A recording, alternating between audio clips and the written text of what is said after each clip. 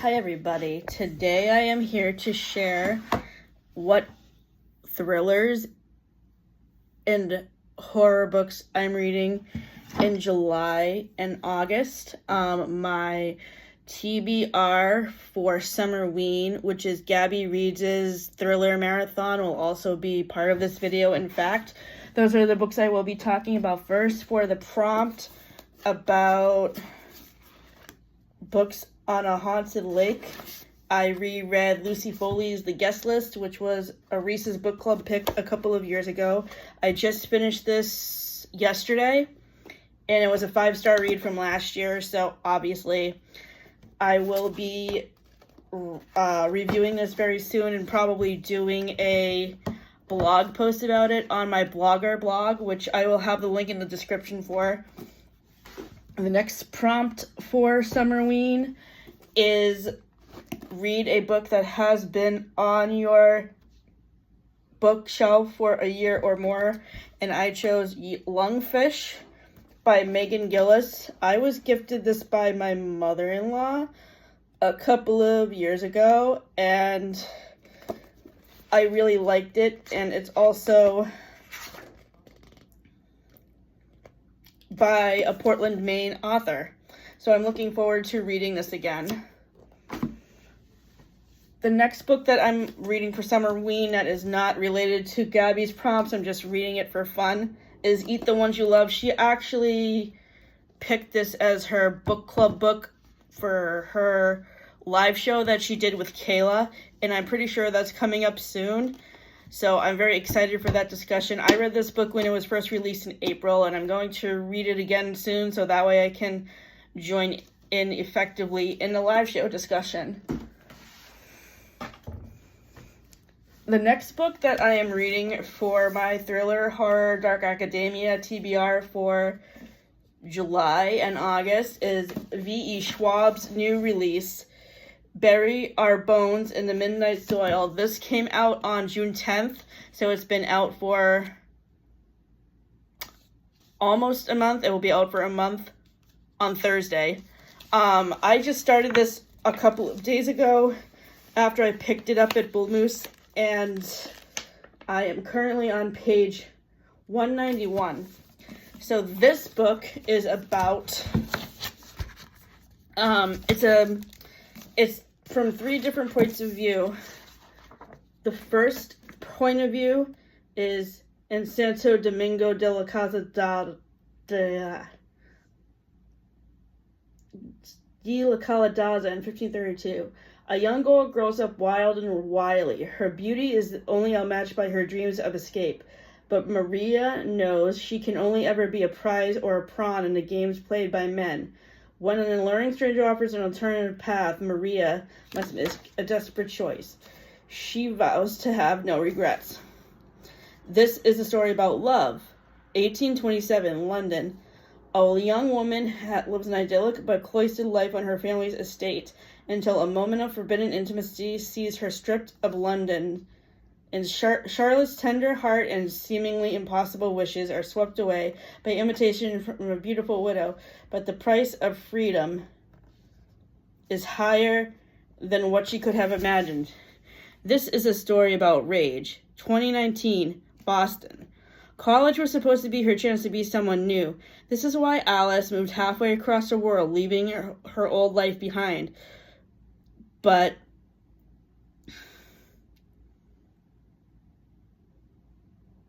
after an out-of-character one-night stand leaves her questioning her past, her present, and her future, Alice throws herself into the hunt for answers and revenge. This is a story about life, how it ends, and how it starts. This book is so interesting. So far, I am really liking it. I am anticipating it will be 4.5 stars and in the ranking on my tier list. I love that journey for me. Lungfish and The Guest List are in simply the best, and I don't think I have rated Eat the Ones You Love in my tier ranking list yet, but it's going to be probably in between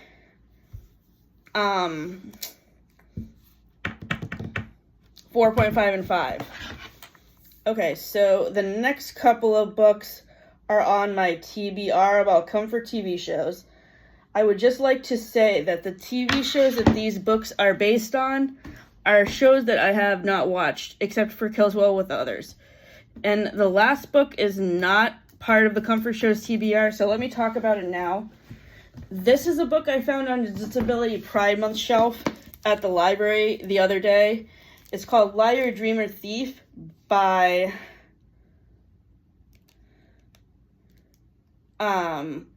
Maria Dong, who is a new author for me. I will read you what this book is about. A young woman's carefully constructed fantasy world implodes in this brilliantly conceived novel that builds distinctions between right and wrong, comedy and tragedy, imagination and reality.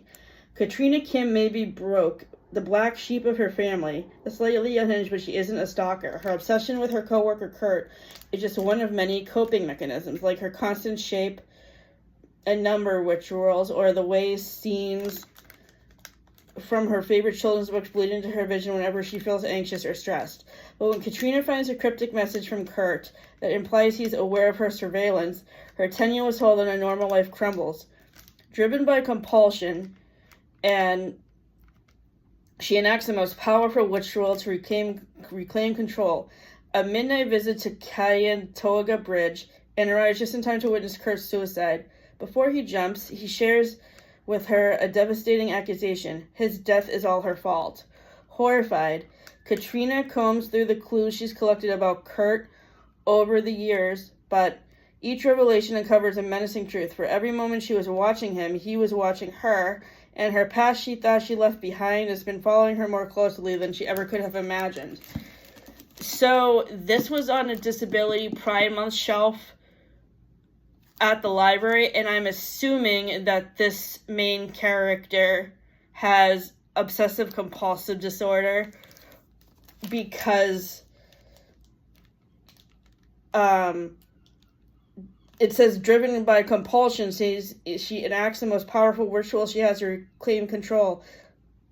So that's what my guess is as far as how this was on the Disability Pride Month shelf. Currently in this book, I am on chapter 9, page 121. So the next thriller book I am reading is by Kate Alice Marshall. I have heard about this book on a couple of other BookTuber channels. I think Gabby has read it. I also think that maybe Katie Colston read it, and a couple of other people. I can't remember else exactly who. So I'm also reading Rules for Vanishing. I'll get to that in a minute because that's part of my Comfort TV Shows TBR. I just started this morning and I am on page 76. Now we're getting into my Comfort TV Shows TBR.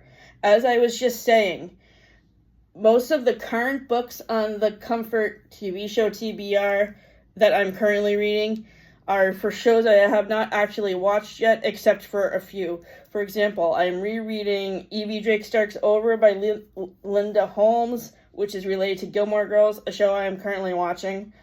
And I am also going to be rereading After Happy Place, Love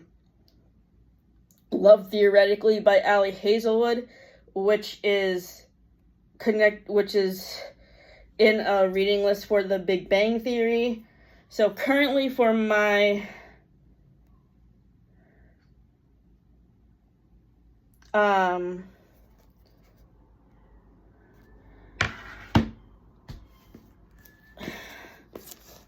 TBR I don't remember which I don't have the recommendation list in front of me for these books. So I don't remember which book this was connected to, but I know that there is a TV show on Amazon Prime or Netflix that's based on this book. It's called We Were Liars by E. Lockhart. This is another thriller book that I'm really enjoying at the moment, and I am currently on page 151 and should be able to finish this when I get home from Hull on Sunday. The next book, as I was saying, is by Kate Alice Marshall, the same author as what lies in the woods. And this book is called Rules for Vanishing, and it's about like a group of people who play this game in the woods, and somebody disappears. So I will read you the description. Once a year, a road appears in that forest, and at the end of it, the ghost of Lucy Gallows beckons. Lucy's game isn't for the faint of heart. If you win, you escape her still her life, but if you lose... Sarah's sister disappeared 1 year ago, and only Sarah knows where she is. Becca was first to find the ghost of Lucy Gallows, and is trapped on her road. In the sleepy town of Briar's Glen, Lucy's road is nothing more than a local lore, but Sarah knows it's real, and she's going to find it. When Sarah and her skeptical friends meet in the forest to search for Becca, the mysterious road unfurls before them. All they have to do is walk down it, but the path to Lucy is not of this world, and it has its own rules. Every mistake summons new horrors. Vengeful spirits and broken, angry creatures are waiting for them to slip, and no one is guaranteed safe passage. This, the only century is this. The road has a toll, and it will be paid. Sarah knows that if she steps onto the road, she might come back, but Becca needs her, and Lucy is waiting. So this has the aspect of this book that I really like is that it's mixed media. There's interview transcripts, there's video evidence, there's notes from a notebook, there's video transcripts from cell phone videos. So this book, the pacing is really fast. I started this book on Wednesday, and I am on currently page 160. The last book that I am reading on my Comfort TV Shows TBR is the sequel to Killers of a Certain Age, which is on the recommendations list for Comfort TV Shows for the Golden Girls, and I can totally see the characters of the Golden Girls being involved in the situations in this book, which is why I love this book. I gave Killers of a Certain Age 5 stars and reread it in preparation for reading this book, which was released on March 10th, I think. So I was so happy that this finally came in at the library because I have been waiting for it since it came out on March 10th. And so far I am on page 203, chapter 19. Are you doing Summer Ween too? If you are, please share in the comments which books you are reading. And if you have any other recommendations for any thrillers I can read, just let me know, because I basically read thrillers all year long, not just at Halloween. So have a good weekend and a safe holiday.